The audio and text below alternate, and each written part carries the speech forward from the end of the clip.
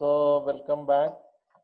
In the last class, we have already discussed about the state of rest and state of motion, and also the frame of reference needed, whether a particle is moving or not, or at rest. So, we can understand that state of rest and motion are all relative, always relative. They are not absolute, because that depends upon the reference of frame from where you are observing that. Okay, if somebody says some particle is at rest, the same particle can be in motion for some other observer. Similarly, if somebody says a particle is moving, then for some other people the particle may be at rest. So rest and motion are relative. That is the fundamental thing we have to be very strong in our mind. That depends upon the frame of reference chosen. Usually frame of reference is chosen so that motion looks simpler. Now, based on these ideas, let us discuss the Newton's laws. I think everybody know the statement of Newton's laws, so I am not describing it too much.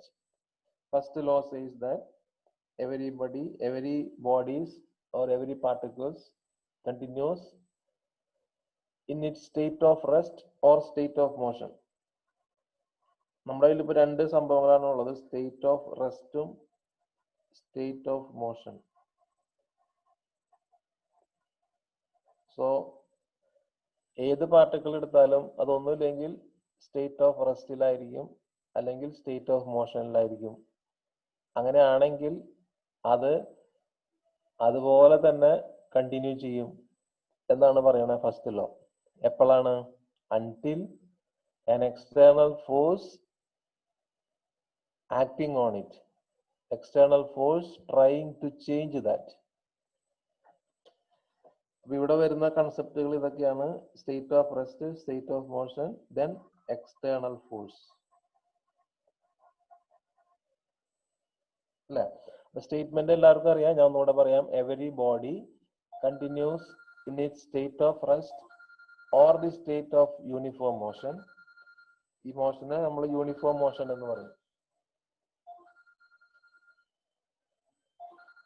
State of uniform motion unless it is compelled to change its state by an external force. So statement is very clear. നിങ്ങൾ plus ടുവിനെ കാണാണ്ട് പഠിച്ചിട്ടുണ്ടായിരിക്കും. അപ്പൊ അതിൽ നിന്ന് കാര്യങ്ങൾ മാത്രം ഇനി മനസ്സിലാക്കിയാൽ മതി എന്താ സംഭവം. അപ്പൊ ഒരു സ്റ്റേറ്റ് ഓഫ് റെസ്റ്റ് അല്ലെങ്കിൽ സ്റ്റേറ്റ് ഓഫ് യൂണിഫോം മോഷൻ ഉള്ള ബോഡികൾ അത് തന്നെ കണ്ടിന്യൂ ചെയ്യും. എപ്പോഴാണ്? ഒരു എക്സ്റ്റേണൽ ഫോഴ്സ് അതിന്റെ സ്റ്റേറ്റിനെ മാറ്റാൻ ശ്രമിക്കുന്നത് വരെ എന്നാണ് ഫസ്റ്റ് ലോ പറയുന്നത്. അപ്പൊ ആദ്യം ഈ എക്സ്റ്റേണൽ ഫോഴ്സ് എന്താന്ന് പറയാം. അപ്പൊ എക്സ്റ്റേണൽ ഫോഴ്സ് എന്താന്ന് അറിയണമെങ്കിൽ നമ്മൾ എന്താ അറിയണം? ഇന്റേണൽ ഫോഴ്സ് എന്താന്ന് അറിയണം. അപ്പൊ എക്സ്റ്റേണൽ ഫോഴ്സ് ഇന്റേണൽ ഫോഴ്സും തമ്മിൽ വ്യത്യാസം എന്താ? ഞാൻ ഒരു ഉദാഹരണം പറയാം. നമ്മളിപ്പോ ഒരു കാറിന്റെ ഉള്ളിൽ കയറിയിരിക്കുകയാണ്. ഓക്കെ, കാറിന്റെ ഉള്ളിലാണ് നമ്മൾ ഇരിക്കുന്നത്. എന്നിട്ട് നമ്മൾ പിടിച്ച് കാറിന്റെ സീറ്റിൽ പിടിച്ച് ഉന്താണ് കാറ് മുമ്പോട്ട് പോകാൻ വേണ്ടിട്ട്. കാറ് മുമ്പോട്ട് പോവോ? നമ്മൾ ഫോഴ്സ് ഒക്കെ കൊടുക്കുന്നുണ്ട്. നമ്മള് കാറിന്റെ ഉള്ളിൽ ഇരുന്നിട്ട് കാറിന്റെ സീറ്റുകളോ ബോണറ്റുകളോ നമ്മൾ ശക്തിയായിട്ട് ഉന്താണ്. അപ്പൊ കാറ് മുമ്പോട്ട് പോവോ? കാറ് നിന്നോടത്തുനിന്ന് അനങ്ങോ?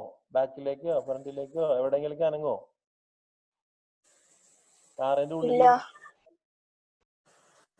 അനങ്ങില്ല. അങ്ങനെയല്ല പറഞ്ഞേ? ഓക്കെ, അപ്പൊ അനങ്ങില്ല.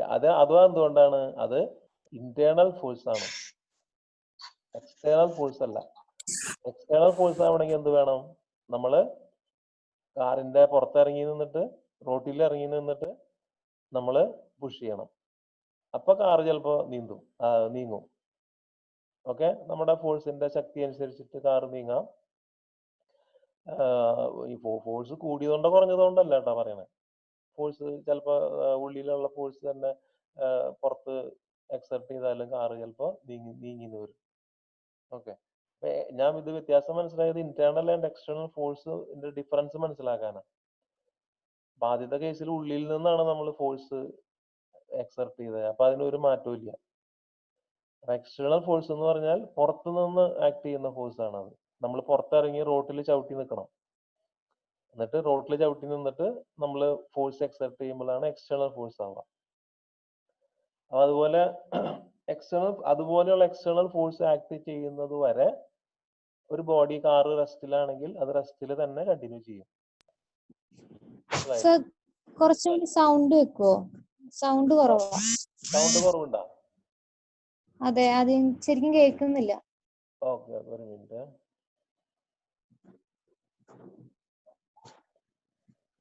സോറി, നേരത്തെ ഞാൻ നോക്കിയപ്പോ നല്ല സൗണ്ട് ഉണ്ടായിരുന്നു, ഇപ്പൊ കുറഞ്ഞു കൊടുക്കാം. ഓക്കെ, ഇപ്പൊ കേൾക്കില്ലേ? ഹലോ. സാർ കേൾക്കാം. പറഞ്ഞോളൂ, അങ്ങനെ എന്തെങ്കിലും കുഴപ്പമുണ്ടെങ്കിൽ പറഞ്ഞോളൂ. കാരണം എനിക്ക് എല്ലാം നോക്കാൻ ഞാൻ തുടക്കത്തിൽ സ്റ്റാർട്ടിങ്ങിൽ സെറ്റ് ചെയ്തിട്ടുണ്ടായിരുന്നു, പിന്നെ അത് പെട്ടെന്ന് മാറിപ്പോയി. അപ്പൊ ഇന്റേണൽ ഫോഴ്സും എക്സ്റ്റേണൽ ഫോഴ്സും മനസ്സിലായില്ലേ? ഒരു കാറിന്റെ ഉള്ളിൽ ഇരുന്നിട്ട് നമ്മൾ ഉന്താണെങ്കിൽ അത് ഇന്റേണൽ ഫോഴ്സ് ആണ്. അത് ഒരു ചേഞ്ചും ഉണ്ടാക്കില്ല കാറിന്. കാർ അവിടെ തന്നെ റെസ്റ്റിലാണെങ്കിൽ റെസ്റ്റിലിരിക്കും. ഇപ്പം മൂവ് ചെയ്യുകയാണെങ്കിൽ നമ്മൾ ഉന്തിട്ട് അതിന്റെ സ്പീഡ് കൂടുകയോ കുറയോ ഒന്നും ചെയ്യൂല. പക്ഷെ നമ്മൾ പുറത്തിറങ്ങി നിന്നിട്ട് കാറുമ്മ ഫോഴ്സ് എക്സെർട്ട് ചെയ്താൽ അത് റെസ്റ്റിലാണെങ്കിൽ ചിലപ്പോൾ അത് മൂവ് ചെയ്യും. മൂവ് ചെയ്യുന്ന കാറാണെങ്കിൽ ചിലപ്പോൾ അത് ഓപ്പോസിറ്റ് ആണെങ്കിൽ അത് സ്ലോ ചെയ്യും, അല്ലെങ്കിൽ സെയിം ഡയറക്ഷനിലാണെങ്കിൽ ചിലപ്പോൾ സ്പീഡ് കൂടും. ഇതാണ് ഇന്റേണൽ ഫോഴ്സും എക്സ്റ്റേണൽ ഫോഴ്സും തമ്മിലുള്ള വ്യത്യാസം. മനസ്സിലായില്ലേ? അപ്പൊ നമ്മുടെ ലോയിൽ പറയുന്നത് എക്സ്റ്റേണൽ ഫോഴ്സ് ആക്ട് ചെയ്യണം, അപ്പോഴാണ് എന്തെങ്കിലും ചേഞ്ച് വരുള്ളൂ. അതുവരെ ചേഞ്ച് ഉണ്ടാവില്ല. അപ്പൊ ഇവിടെ നമ്മൾ വേറെ ഒരു കാര്യം കൂടെ, ഒരു കൺസെപ്റ്റ് കൂടെ ഇവിടെ വരും.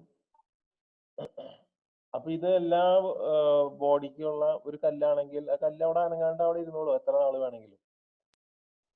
അപ്പൊ ഒരു കല്ല് റെസ്റ്റിലാണെങ്കിൽ അത് റെസ്റ്റിൽ തന്നെ കുറെ നാൾ ഇരിക്കും, എത്ര നാൾ വേണമെങ്കിലും ഇരിക്കും, എക്സ്റ്റേണൽ ഫോഴ്സ് അത് ആക്ട് ചെയ്യുന്നത് വരെ. അപ്പൊ ഇതിനെ നമുക്ക്, അല്ലെങ്കിൽ മൂവ് ചെയ്യുന്ന ഒരു സാധനമാണെങ്കിൽ അത് മൂവ് ചെയ്തുകൊണ്ടിരിക്കും, അതിനെ വേറെ ആരെങ്കിലും ശല്യപ്പെടുത്തുന്ന വരെ അത് മൂവ് ചെയ്തുകൊണ്ടിരിക്കും. ഇതൊരു പ്രോപ്പർട്ടിയാണ് ശരിക്കും പറഞ്ഞാൽ. ആ പ്രോപ്പർട്ടീനെ വിളിക്കുന്ന പേരാണ്, ഇതെല്ലാ നമ്മുടെ യൂണിവേഴ്സിലുള്ള എല്ലാ ബോഡിക്കും ഈ പ്രോപ്പർട്ടി ഉണ്ട്. ആ പ്രോപ്പർട്ടീനെ പറയുന്ന പേരാണ് ഇനർഷ്യ. മനസ്സിലായില്ലേ? ഇനർഷ്യ എന്നാണ് പറയാം. മൊമെന്റ് ഓഫ് ഇനർഷ്യ എന്നൊക്കെ നിങ്ങൾ വേറെ പിന്നീട് പഠിക്കും. അത് റൊട്ടേഷണൽ മോഷനിൽ, ഇത് നമ്മൾ സാധാരണ ലീനിയർ മോഷനിൽ ഇനർഷ്യ. അപ്പൊ ഇനർഷ്യ എന്ന് പറഞ്ഞാൽ എന്താ? ഇതൊരു പ്രോപ്പർട്ടിയാണ് അല്ലെ? അല്ലെങ്കിൽ ഇതൊരു എന്താ പറയാ, ഒരു ബോഡിക്ക് സ്വയം മൂവ് ചെയ്യാനുള്ള കഴിവില്ല. ഒരു കല്ലിനാണെങ്കിൽ കല്ലിന് കുറച്ച് കഴിയുമ്പോൾ അങ്ങോട്ട് നീങ്ങിയിരിക്കാൻ പറ്റുമോ? പറ്റില്ല. അപ്പൊ അത് കല്ലിന്റെ ഒരു ഇനബിലിറ്റിയാണ്. So the inability is inherent in the every material body.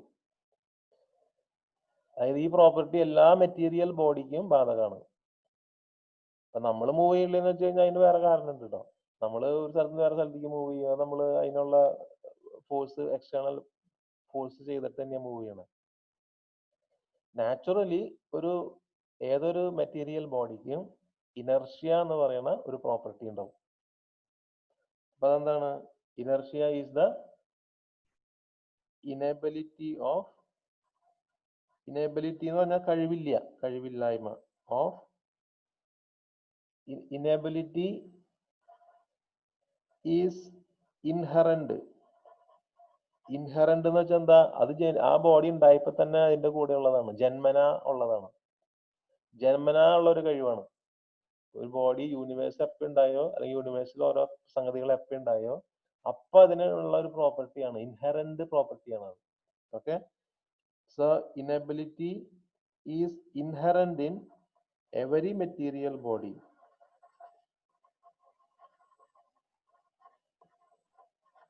every material body which is called inertia. അതൊരു കഴിവില്ലായ്മയാണത്, ഇനബിലിറ്റി ആണ്, കഴിവല്ല. മനസ്സിലായില്ലേ? ഇനി ഈ ഇനർഷ്യ എപ്പോഴാണ് കൂടുക, എപ്പോഴാണ് കുറയുക? നമുക്കറിയാം, മാസ് എന്ന് പറയുന്ന ഒരു ക്വാണ്ടിറ്റി അറിയാം നമുക്ക്. മാസും വെയിറ്റും തമ്മിലുള്ള വ്യത്യാസം നിങ്ങൾക്ക് അറിയാമായിരിക്കും അല്ലേ? മാസും വെയിറ്റും, മാസിന്റെ യൂണിറ്റ് ആണ് കിലോഗ്രാം. അതൊന്നും നമ്മളിങ്ങനെ, വെയിറ്റിന്റെ യൂണിറ്റ് എന്താ? Kilogram wait. ഇതൊക്കെ നിങ്ങൾക്ക് ചെറിയ ക്ലാസ്സിൽ അറിയാവുന്നതുകൊണ്ട് ഞാൻ പറയുന്നില്ല കേട്ടോ. മാസ്, ലെങ്ത്, ടൈം അതിന്റെ ഒക്കെ അറിയാമല്ലോ. മാസ് എന്ന് പറഞ്ഞാൽ കിലോഗ്രാം, ഓക്കെ. വെയിറ്റ് എന്ന് പറഞ്ഞാൽ കിലോഗ്രാം വെയിറ്റ്. അപ്പൊ നിങ്ങള് നമ്മുടെ ബോഡി വെയിറ്റ് നമ്മൾ പറയില്ലേ, 50 കിലോഗ്രാം 60 കിലോഗ്രാം എന്നൊക്കെ പറയില്ലേ, അത് ശരിക്കും എന്താണ്? മാസാണോ വെയിറ്റ് ആണോ? മാസാണോ വെയിറ്റ് ആണോ? നമ്മുടെ സാധാരണ വെയിറ്റ് എത്രയാണെന്ന് ചോദിക്കുക അല്ലേ, പക്ഷെ ശരിക്കും അതെന്താണ്? മാസാണ് അല്ലേ? 60 കിലോഗ്രാം എന്നല്ലേ പറയുന്നുള്ളൂ, കിലോഗ്രാം എന്ന് പറയുന്നത് കൊണ്ട് അത് നമ്മുടെ മാസാണ്. വെയിറ്റ് എന്ന് പറഞ്ഞാൽ കിലോഗ്രാം വെയിറ്റ് ആണ്. നമ്മുടെ എർത്തിന്റെ ഗ്രാവിറ്റി കൊണ്ടും കൂടെ മാസ് എം ആണെങ്കിൽ വെയിറ്റ് എന്ന് പറഞ്ഞാൽ mg ആണ്, m×g. മാസിന്റെ കൂടെ നമ്മൾ ഗ്രാവിറ്റേഷൻ, ആക്സിലറേഷൻ ടു ഗ്രാവിറ്റി കൊണ്ട് ഇവിടെ മൾട്ടിപ്ലൈ ചെയ്യുമ്പോഴാണ് വെയിറ്റ് കിട്ടുക. അപ്പൊ നമ്മൾ മൂണിൽ പോകുമ്പോ മാസ് നമുക്ക് കുറയോ? മൂണിൽ പോവുകയാണെങ്കിൽ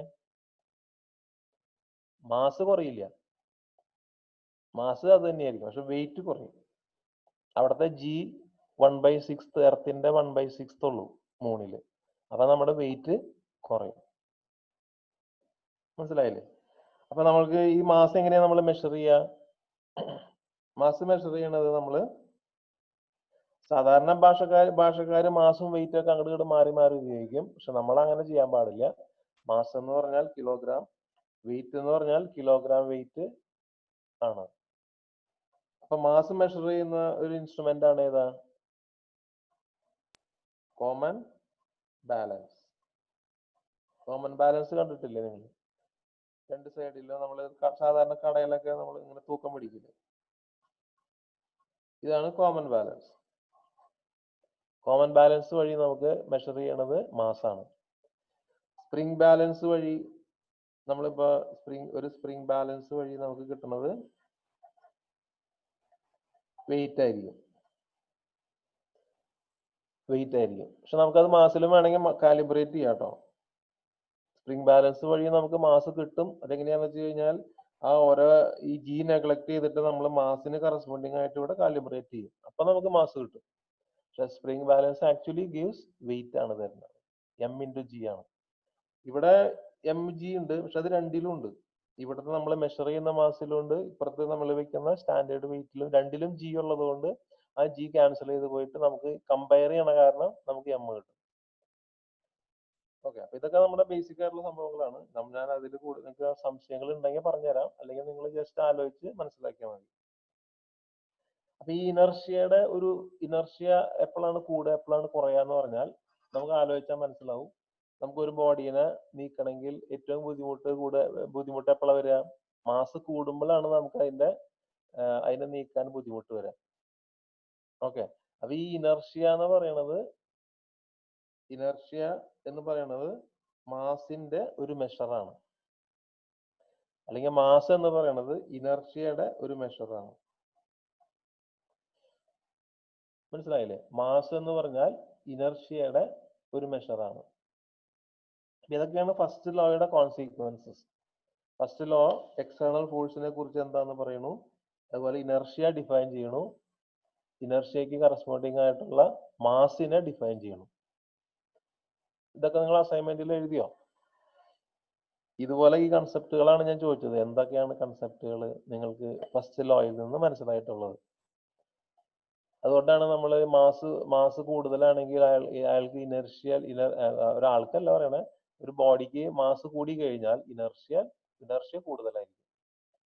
ഒരു കല്ലിന് മാസ് കൂടി കഴിഞ്ഞാൽ ഇനർഷ്യ കൂടുതലായിരിക്കും, കാരണം അതിന്റെ സ്വയം നീങ്ങാനുള്ള കഴിവ് ഒന്നും കൂടെ കുറയും.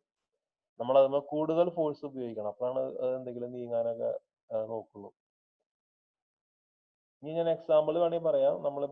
നമുക്കറിയാം, ഇപ്പൊ എലിഫന്റ് നമ്മൾ ഓടിപ്പിക്കുകയാണെങ്കിൽ നമ്മൾ എന്താ ചെയ്യേണ്ടത്, എങ്ങനെ ഓടണ്ടേ? ആന നമ്മൾ ഓടിപ്പിക്കുകയാണെങ്കിൽ നമ്മൾ എങ്ങനെ ഓടണം എന്ന് പറയാ? ഒരു സർക്കുലർ പാത്തിൽ കൂടെ മൂവ് ചെയ്യണം എന്ന് പറയും, അല്ലേ? ചെറിയ സർക്കിൾ അല്ല കേട്ടോ. കിണറിന്റെ ചുറ്റും ഓടരുത്. കിണറിന്റെ ചുറ്റും ഓടി കഴിഞ്ഞാൽ ആന തുമ്പി കൊണ്ട് നമ്മളെ പിടിക്കും. ഒരു വലിയ വട്ടത്തിൽ ഓടണം. ആദ്യം നേരെ ഓടണം, എന്നിട്ട് നമ്മള് വട്ടത്തിൽ ഒരു വലിയ സർക്കിളിൽ ഓടണം. അപ്പൊ എന്തുണ്ടാവുക, നമുക്ക് എളുപ്പത്തിൽ, നമുക്ക് മാസ് കുറവായതുകൊണ്ട്, നമുക്ക് 50 കിലോ 60 കിലോ ഒക്കെ ഉള്ളൂ. അപ്പൊ മാസ് കുറവായതുകൊണ്ട് ഇനർഷ്യ കുറവായിരിക്കും. അപ്പൊ നമുക്ക് ഈസി ആയിട്ട് നമ്മുടെ മോഷനെ ചേഞ്ച് ചെയ്യാൻ പറ്റും. നമുക്ക് ഈസി ആയിട്ട് നമുക്ക് തിരിയാൻ പറ്റും, വട്ടത്തിൽ ഓടാൻ പറ്റും. പക്ഷെ ആനയ്ക്ക് മാസ് വളരെ കൂടുതലാണ്. അതുകൊണ്ട് ആന ഓടി തുടങ്ങിയാൽ ആനയ്ക്ക് ഇനർഷ്യ വളരെ കൂടുതലായിരിക്കും. അതുകൊണ്ട് ആനയ്ക്ക് നമ്മൾ തിരിയുന്ന അതേ ഇതില് ആനയ്ക്ക് തിരിയാൻ പറ്റൂല. മനസ്സിലായില്ലേ? ആനയ്ക്ക് നമ്മൾ തിരിയുന്ന അതേ സ്പീഡിൽ ആനയ്ക്ക് തിരിയാൻ പറ്റൂല. അതുകൊണ്ട് ആന തിരിയാൻ നോക്കുമ്പോൾ ആന നേരെ അങ്ങോട്ട് പോകും. നമുക്ക് ഈസി ആയിട്ട് തിരിഞ്ഞ് രക്ഷപ്പെടാൻ പറ്റും. പക്ഷെ ആന വേറൊരു ഓപ്ഷൻ ഉള്ളത് ഇതാണ്. അത് ഇനർഷ്യയായിട്ട് ബന്ധപ്പെട്ടതല്ല. ആന നമ്മൾ ഓടിപ്പിക്കുകയാണെങ്കിൽ നമ്മൾ ഇറക്കത്തേക്ക് ഓടിയാൽ മതി. ഇറക്കത്ത് ഓടി കഴിഞ്ഞാൽ ആന പതുക്കെ ഓടുള്ളൂ. പക്ഷെ കയറ്റത്ത് ഓടി കഴിഞ്ഞാൽ രക്ഷയില്ല കേട്ടോ. കയറ്റത്തേക്ക് ആന നല്ല സ്പീഡിൽ ഓടി കയറും. കാരണം ഇറക്കത്ത് ഓടി കഴിഞ്ഞാൽ ആനയ്ക്ക് നിൽക്കാൻ പറ്റില്ല എന്നറിയാം. ആന ഇപ്പൊ ഇറക്കത്ത് ഓടി കഴിഞ്ഞാൽ നമ്മൾ ചുമ്മാ സൈഡിലേക്ക് മാറി നിന്നാൽ മതി. അപ്പൊ ആന നേരെ അങ്ങോട്ട് ഓടിപ്പോക്കോളും. കാരണം ആനയ്ക്ക് ഇനർഷ്യ കൂടുതലായതുകൊണ്ട്. അതുകൊണ്ട് ഈ മാസിനെ നമ്മൾ സാധാരണ പറയാ ഇനർഷ്യൽ മാസ് എന്നാണ് പറയാ. മാസിനെ തന്നെ നമ്മൾ അങ്ങനെ പറയും, ഇനർഷ്യൽ മാസ് എന്ന് പറയും. മറ്റേതിനെ ഗ്രാവിറ്റേഷണൽ മാസ് എന്നും പറയും. ഇനർഷ്യൽ മാസും ഗ്രാവിറ്റേഷണൽ മാസും. പിന്നെ വേറെ നമ്മുടെ റിയൽ ലൈഫിൽ ചില എക്സാമ്പിൾസ് ഉണ്ട്. ഇതിലെല്ലാം സ്പോർട്സുകാരുണ്ടാ നമ്മുടെ ക്ലാസ്സിൽ? വല്ല സ്പ്രിന്റേഴ്സ് ഉണ്ടാ? ഓട്ട മത്സരത്തിലൊക്കെ പങ്കെടുക്കുന്ന ആൾക്കാരുണ്ടാ? ആരെങ്കിലും ഉണ്ടാ? പ്രത്യേകിച്ച് സ്പ്രിന്റ് ഒക്കെ ചെയ്യണ ആരെങ്കിലും ഉണ്ടാ? ഉണ്ടാ?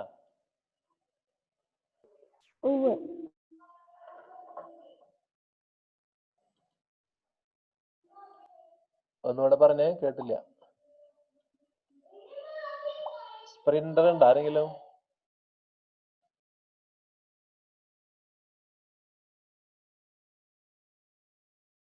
സ്പ്രിന്റേഴ്സ് ഉണ്ട് ആരെങ്കിലും? ഹലോ, കേൾക്കുന്നില്ല, തിരിഞ്ഞില്ല. സ്പ്രിന്റ് ചെയ്യണ ആരെങ്കിലും ഉണ്ടോ? ഓട്ട മത്സരത്തിൽ ഇല്ല, അതിൽ 100 മീറ്റർ 50 മീറ്റർ ഒക്കെ ഓടുന്ന ആരെങ്കിലും ഉണ്ടോ?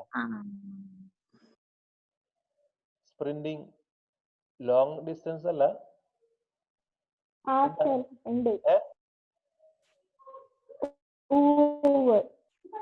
ഇല്ല.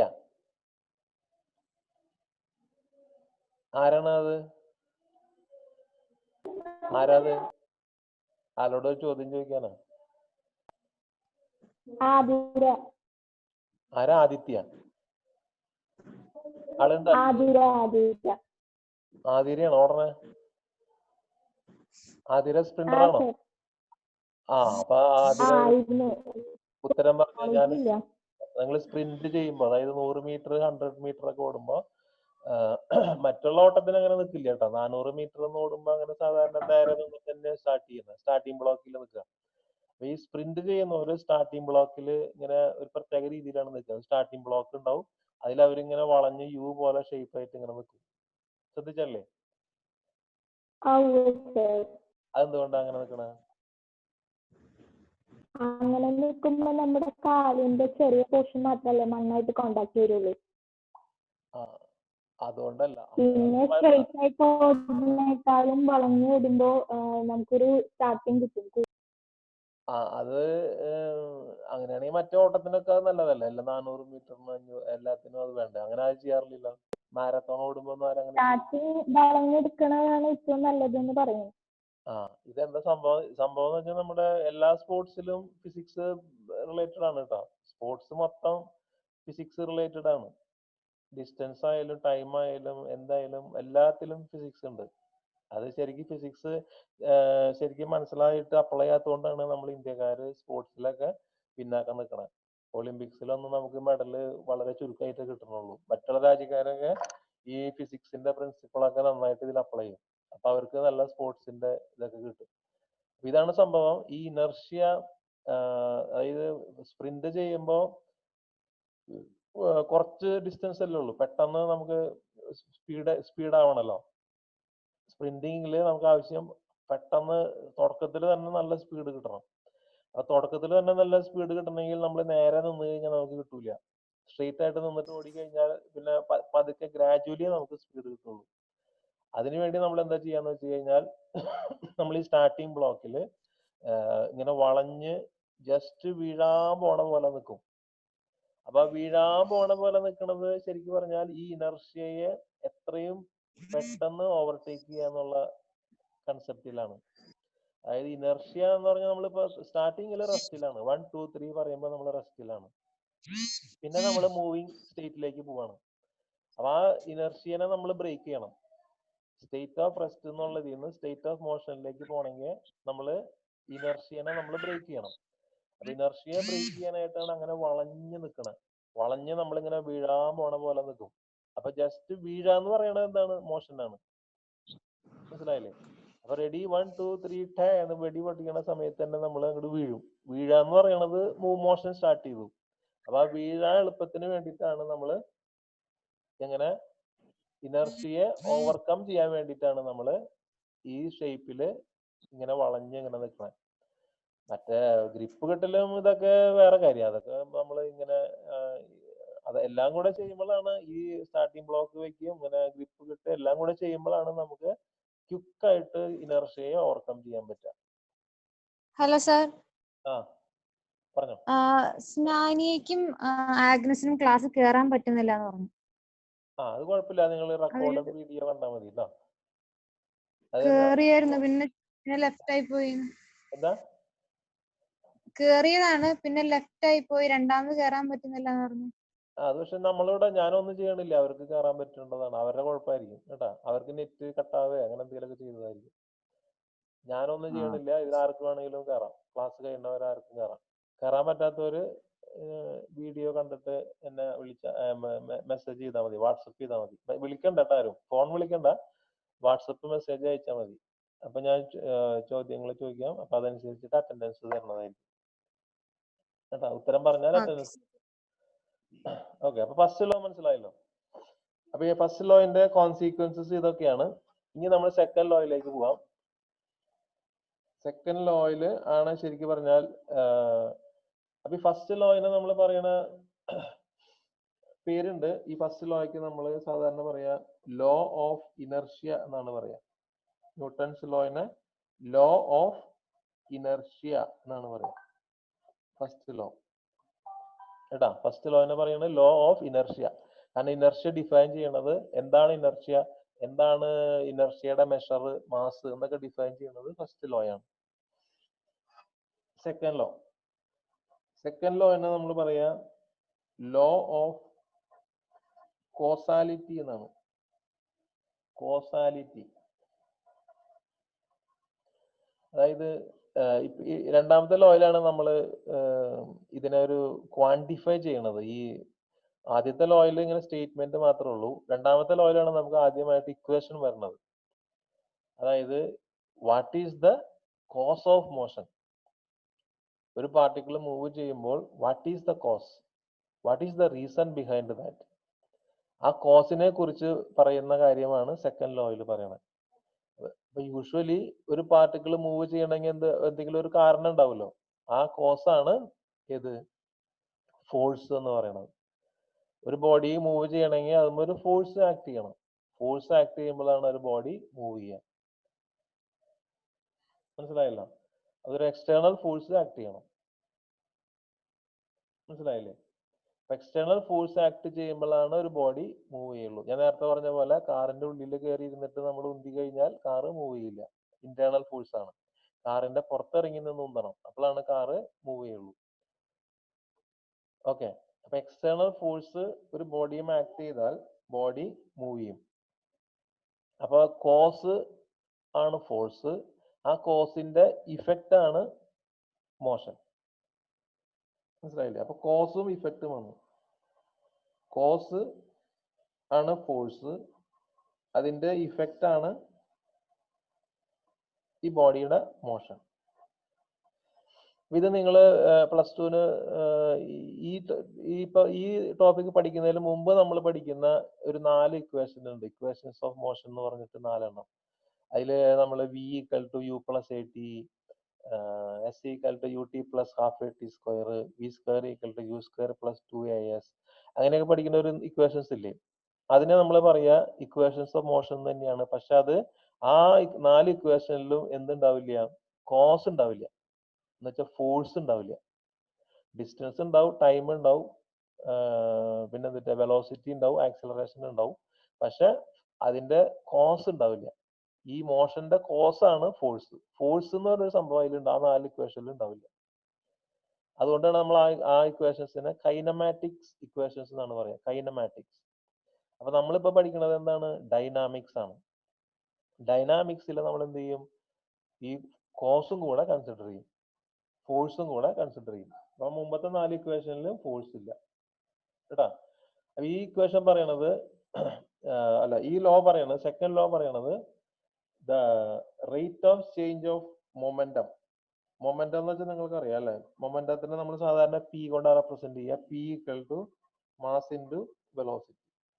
മൊമെന്റം ഒരു വെക്ടർ ക്വാണ്ടിറ്റി ആണ്, because velocity is a vector quantity. Okay, അപ്പോൾ momentum equal to mass into velocity. This is the momentum.